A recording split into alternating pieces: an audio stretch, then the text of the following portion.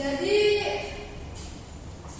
kita harus menceritakan kembali si cerita fantasi. Nah, menceritakan kembali isi cerita fantasi itu adalah salah satu cara yang menyenangkan untuk meningkatkan pemahaman kita terhadap sebuah cerita dan mengembangkan kemampuan berbahasa dalam cerita fantasi. Nah, imajinasi penulis menciptakan dunia yang penuh keajaiban dan petualangan. Dengan menceritakan kembali, kita tidak hanya sekedar mendengar cerita, tapi juga memproses informasi, mengembangkan kreativitas dan berbagai pengalaman dengan orang lain. Nah, di sini ada langkah-langkah menceritakan kembali cerita fantasi ya anak-anak. Nah, di sini ada pemahaman mendalam. Jadi kita pemahaman mendalam ini baca atau dengarkan cerita secara saksama, perhatikan tentang detail kecil seperti nama tokoh, tempat, waktu, dan peristiwa penting. Nah, selanjutnya ada identifikasi unsur-unsur cerita. Siapa tokoh utamanya, apa konflik yang dihadapi, bagaimana masalah tersebut diselesaikan, dan selanjutnya anak-anak ada pemahaman tema. Apa pesan yang ingin disampaikan penulis melalui cerita ini? Materi selanjutnya ada struktur cerita. Nah, di sini terdapat struktur cerita ya anak-anak. Orientasi, perkenalan tokoh, latar, dan situasi awal. Komplikasi. Jadi di sini jelaskan masalah atau konflik yang dihadapi tokoh utama. Selanjutnya ada resolusi. Ceritakan bagaimana masalah tersebut diselesaikan. Selanjutnya ada koda. Berikan kesimpulan atau pesan moral dari cerita. Dan materi selanjutnya ada penggunaan bahasa. Pilih kata yang tepat, gunakan kata-kata yang menggambarkan suasana dan karakter tokoh dengan jelas. Selanjutnya ada variasikan kalimat. Nah, kita harus menghindari kalimat yang monoton dengan menggunakan kalimat panjang dan pendek secara bergantian. Selanjutnya ada gunakan bahasa yang menarik. Jadi kita harus menggunakan bahasa yang menarik anak-anak. Gunakan kata-kata hiasan, peribahasa, atau ungkapan yang sesuai dengan tema cerita.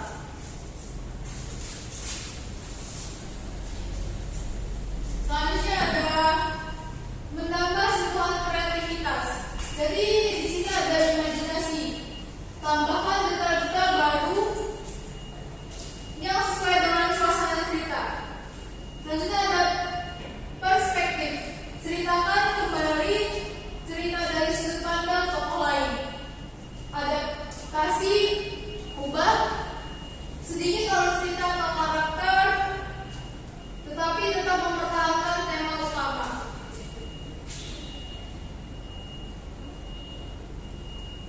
Selanjutnya ada struktur penyampaian.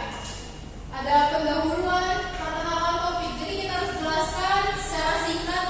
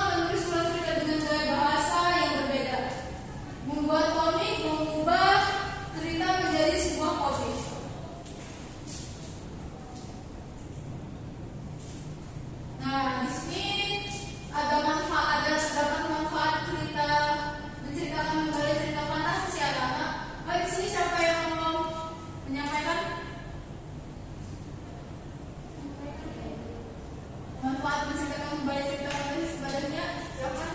Jadi manfaat menceritakan kembali cerita kamus itu ada 10. Yang pertama itu meningkatkan kemampuan bahasa, yang kedua meningkatkan daya ingat, yang ketiga meningkatkan kreativitas, dan yang keempat meningkatkan kepercayaan diri. Nah, jadi di sini ada manfaatnya meningkatkan kemampuan bahasa. Jadi kita harus memperkaya kosakata, meningkatkan kemampuan berbicara, dan mengembangkan kemampuan berpikir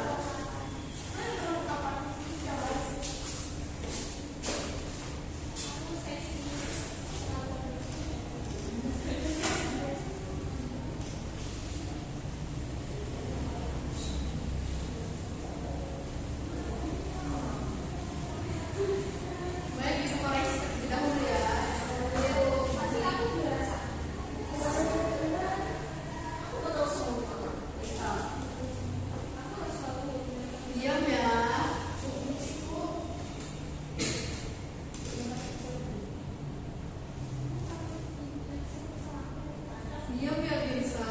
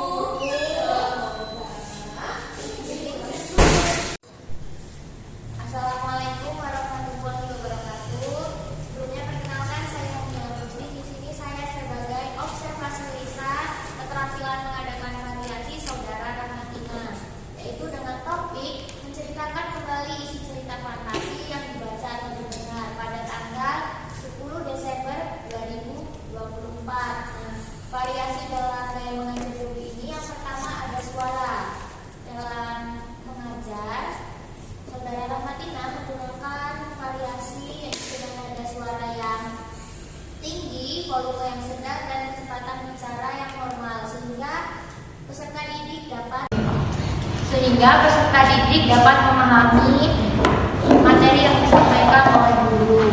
Dan yang kedua ada mimik dan gerak. Dalam mengadakan variasi, Saudara Rahmatina mengadakan perubahan mimik dan gerak, yaitu seperti gerakan tangan dan badan saat menyampaikan materi. Nah, yang ketiga ada kesenyapan. Nah, dalam mengadakan variasi ini, Saudara Rahmatina sengaja memberikan waktu yang senyap atau unik dalam pembicaraan, yaitu pada saat memberikan tugas dan diskusi. Dan yang keempat ada kontak pandang, yaitu guru melayangkan kontak pandang dan melakukan kontak pandang dengan siswanya.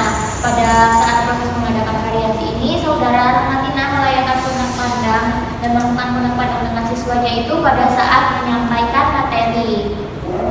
Dan yang kelima ada perubahan posisi, yaitu guru bergerak dalam kelas untuk maksud yang berbeda-beda, yaitu Saudara Rahmatina menghampiri peserta didik dan menanyakan tentang tugas-tugas. Dan yang keenam, memusatkan, yaitu guru memberikan tekanan pada butir-butir yang penting dari penyajiannya dengan menggunakan bahasa lisan seperti dengan baik-baik, perhatikan ini dan isyarat. Dalam hal ini, Saudara Rahmatina menekankan memberikan butir, yaitu dengan mengangkat tangan atau menunjuk tangan peserta didik. Yang selanjutnya yaitu variasi penggunaan media dan alat bantu mengajar, yaitu yang pertama variasi visual, yaitu guru menggunakan alat bantu yang dapat dilihat seperti menulis di papan tulis dan menunjukkan gambar atau benda. Saudara Rahmatina mengadakan variasi, yaitu dengan menayangkan salibia yang telah dibuat. Dan yang kedelapan variasi aural, yaitu guru menggunakan berbagai suara langsung atau rekaman dalam pengajaran. Dalam hal ini, Saudara Rahmatina menggunakan berbagai suara langsung. Dan yang sembilan ada variasi alat bantu yang dapat dipegang dan dimanipulasi, yaitu seperti guru memberikan kesempatan kepada siswanya memegang atau memanipulasi benda-benda yang atau alat bantu mengajar. Dalam hal ini, Saudara Rahmatina memerintahkan peserta didik untuk memberikan kesempatan memegang kertas yang mereka kerjakan. Dan yang terakhir, variasi pada pola interaksi dan kegiatan siswa, yaitu guru memperkenalkan perubahan dalam pola interaksi antara dia dengan siswa dan juga menganeka-ragaman kegiatan belajar siswa yang terlibat, yaitu pada tahap ini Rahmatina menganeka-ragaman kegiatan belajar dengan peserta didik. Sekian observasi lisan dari saya akhiri